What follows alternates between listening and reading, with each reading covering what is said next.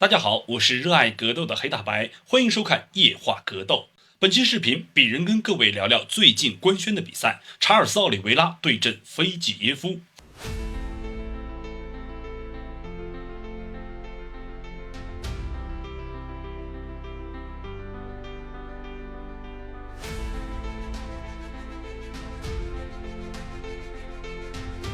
这场比赛毫无疑问来得很突然，悬念也不小。起初鄙人是比较看好菲季耶夫的，但印象就是印象，我们还是要做深入的技术分析。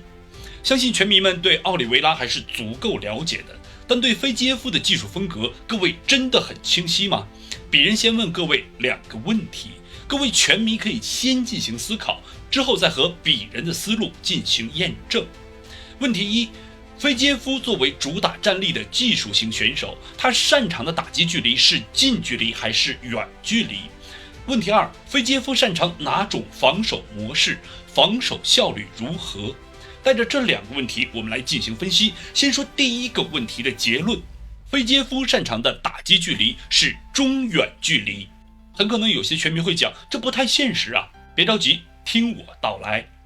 菲季耶夫的站立打击落点分布在整个轻量级排名内是比较特殊的，头部44%，身体40%，也就是说他主要的打击落点从头到躯干比较集中，因为他的优势领域来自于泰拳。他尤其擅长中段扫踢，不仅迅捷，而且分量十足，在对阵盖奇二番战时尤其明显。躯干打击的分布高达63%，因为在那场比赛中，他加入了大量的内围袭击，但同时也在内围吃到了很多盖奇的重击。在面对巴哈蒙德斯、安乔斯和鲍比格林等选手时，中段扫踢也打出了不错的效果，让对手身体非常的吃痛。同时，终结安乔斯是在第5回合利用前手勾摆追击，终结利德尔是利用回旋踢。结合刚刚讲过的菲季耶夫擅长中段扫踢，就可以得出一个结论：无论是前手拳还是腿法，都属于中远距离的打击技术。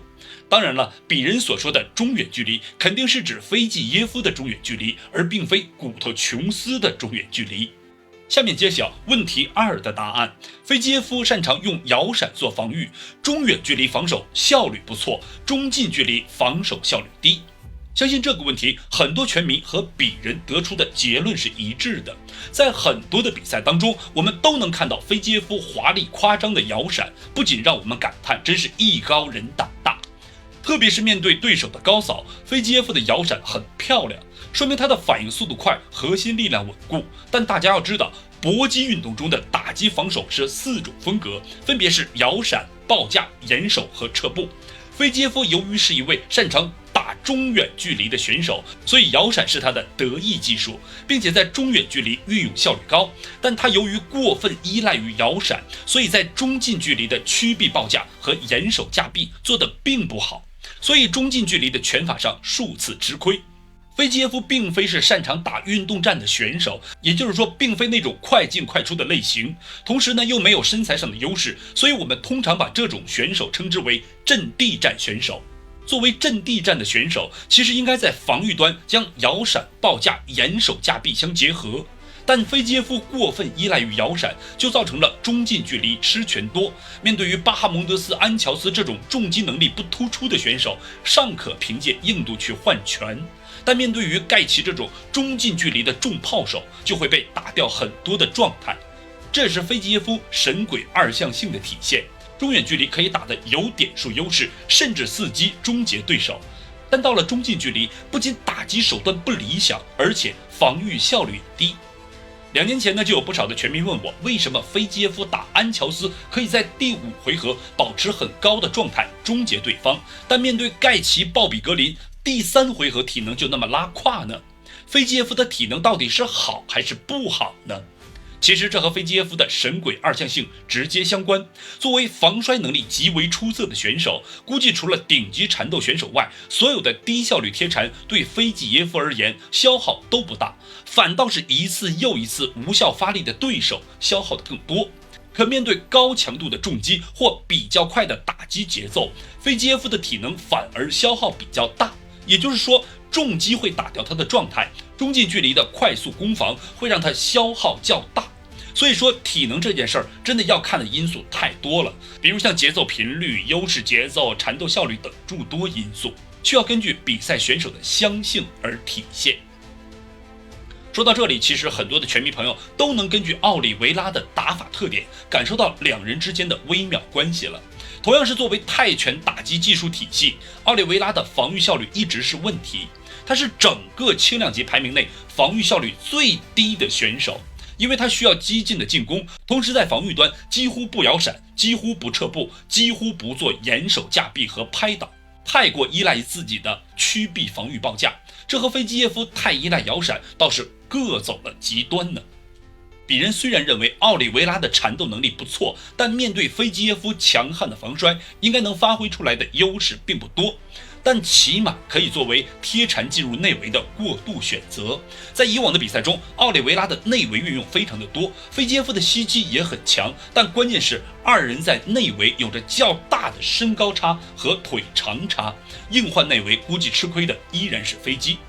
奥利维拉在站立打击中中近距离的技术体现并不好，被盖奇和钻石都打晃过，但好在进攻权足够重，偏偏菲基耶夫又不是顶级的重炮手，中近距离的重击体现并不突出，所以在鄙人看来，中近距离是奥利维拉的优势领域。脚步呢是这场比赛的重要因素，所以呢能否打入中近距离换拳和贴内围袭击，成为了奥利维拉最关键的课题。上一场比赛对阵托普利亚，就是奥利维拉打入中近距离的过程中吃到了迎击，直接倒下。但托普利亚是擅长中近距离拳法的超级重炮手，可菲季耶夫却不是，所以鄙人给出奥利维拉的建议依然是主动杀入，但最大的不确定性出现了。刚刚被 KO 的奥利维拉会不会下巴变脆，会不会反应速度变慢，鄙人也不知道。但知道的是，奥利维拉想用中远距离的踢法去牵制菲基耶夫，那有可能是更被动的局面。毕竟和反应速度和距离控制方面，奥利维拉要比菲基耶夫糙得多。